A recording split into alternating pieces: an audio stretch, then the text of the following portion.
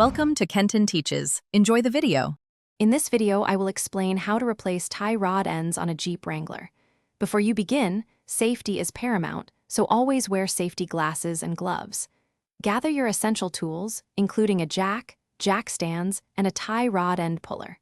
Park your vehicle on a level surface, engage the parking brake, and measure the existing tie rod end length. This measurement is crucial for setting up your new parts correctly. Now, let's get to removing the old tie rod ends. First, loosen the jam nut on the tie rod itself. Next, remove the cotter pin and then the castle nut from the tie rod end stud. You'll then use a tie rod end puller to safely separate the tie rod end from the steering knuckle.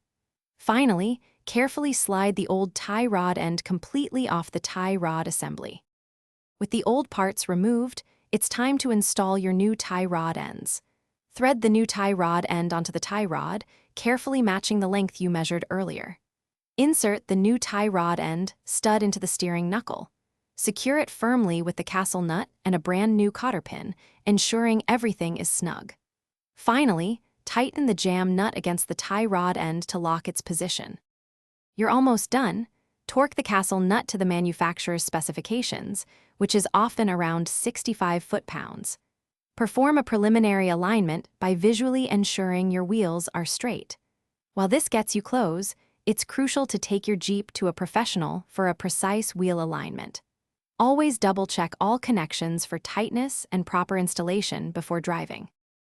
Thanks for watching. Please subscribe if this video was helpful.